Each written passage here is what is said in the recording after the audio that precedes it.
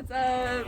What is up, everyone? Welcome back to Around the Globe. Around the Globe is back. It is a vlog that I started to just document all the food, the fun, places to see, where to be. All the good things around the globe. Yes. So thank you for joining us. If you're new, welcome, and I hope you stick around. Today we're doing the big question we've all been wondering. What's better, Ponchos or Trujillos? Right. So instead of just one restaurant review, we're gonna be doing two. It's gonna get crazy and it's gonna be really exciting. we have some special guests joining us. We do have some special guests Some who have volunteers. never tried either. So this is gonna be an Never tried either. unbiased, really fair review. Everything is gonna be taken into consideration. Everything. Right now. Yes. So you can count on us to give you a really good review and figure out once and for all which one is really gonna come out on top. Let's do it. Sunset on our way. I mean, it's gonna be an amazing meal. All right, guys, here it is. We got Senor Poncho on one end.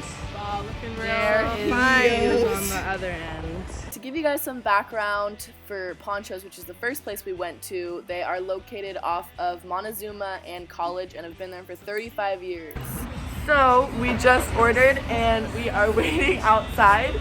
It is raining, so it's usually more crowded because the ambiance is just fantastic and everyone's always just hanging out with their friends and having a really great time. And bonus, they also have a drive-through for rainy days or when you just don't want to walk to go into your car. Exactly. Okay, just to cut in really quickly and give you guys kind of a feel for what the customer service was like because they didn't want us to film anything.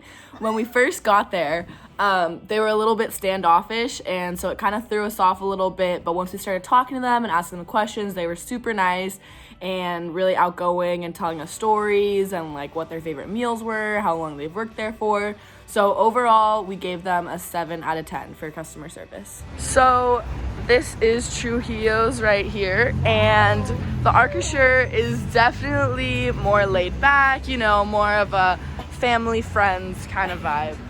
Also, they are very safe. They have a ton of face mask wearing policies, a bunch of signs, so COVID friendly. So here's the menu for Trujillo's. The customer service was amazing and we actually got to interview one of the workers. So which is your favorite? That one. Okay. And then what's the favorite of the town? That one. That's the crunch wrap. That one. Okay, another cool thing they have is this indoor, basically modern jukebox. It has lights, it's got all the fun music, and a lot of people, coming in here getting burritos late at night. They can play whatever song they want and start jamming out. And like speakers all over the place.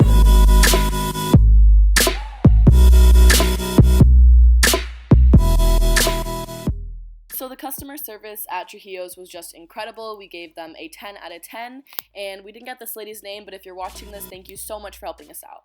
After getting our food, we headed back home to review it.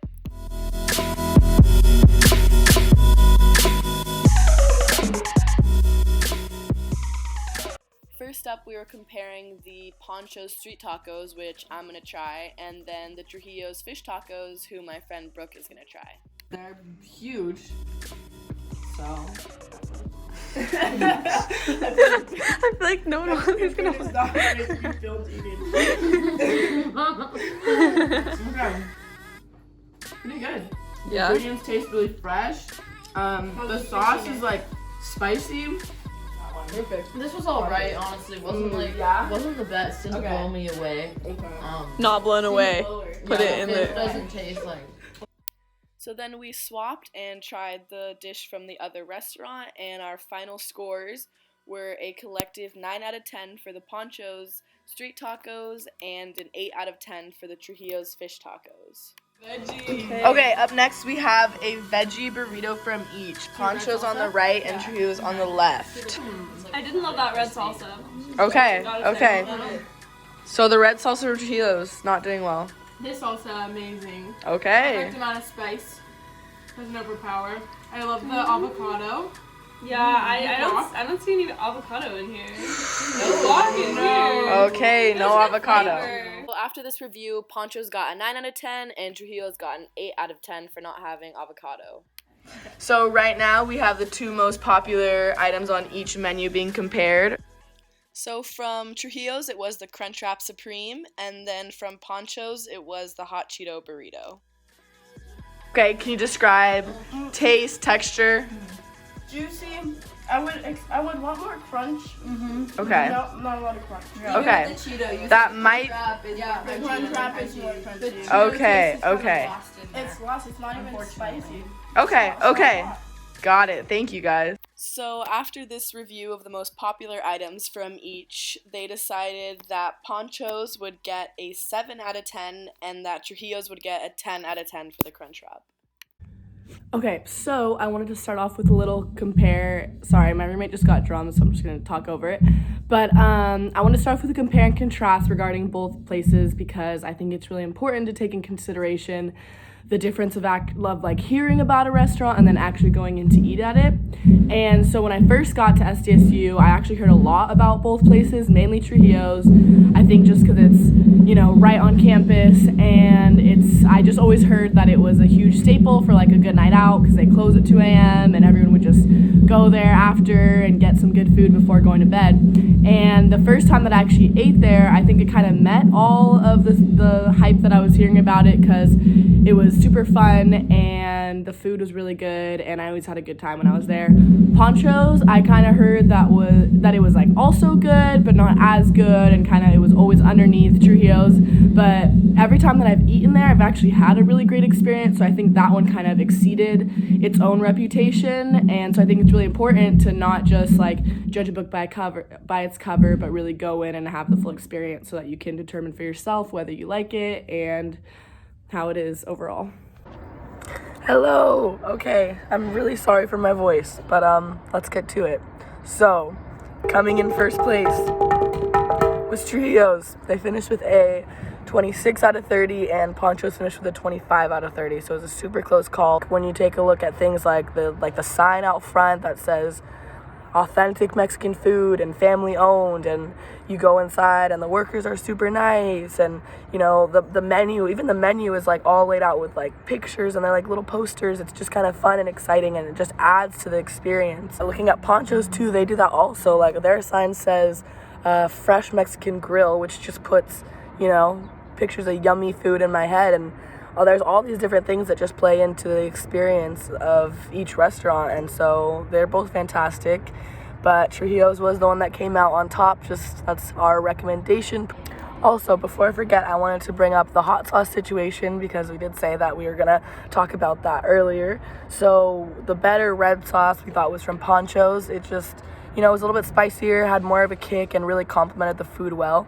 And then for the green sauce, we thought that the one from Trujillo's was better. It was just kind of more flavorful, and we really enjoyed that one. But yeah, that's kind of the results of this whole ordeal. I hope that helped you guys out and just, you know, gave you a little bit more insight.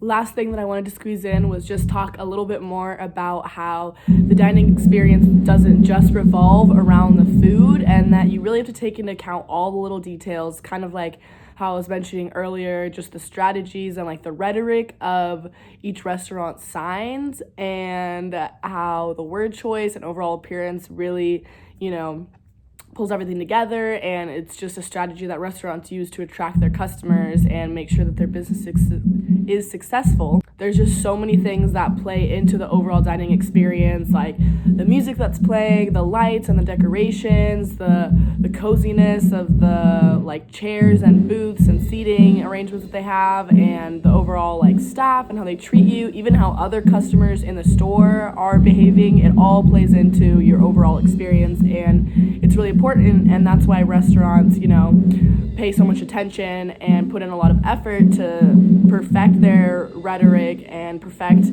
their overall dining experience. Also, tune in next week because I'm going to be reviewing Caroline Seaside Cafe, which is this great little joint in La Jolla, San Diego. It's right in front of the beach, and the food is, well, actually, you know, come on next week and you'll find out.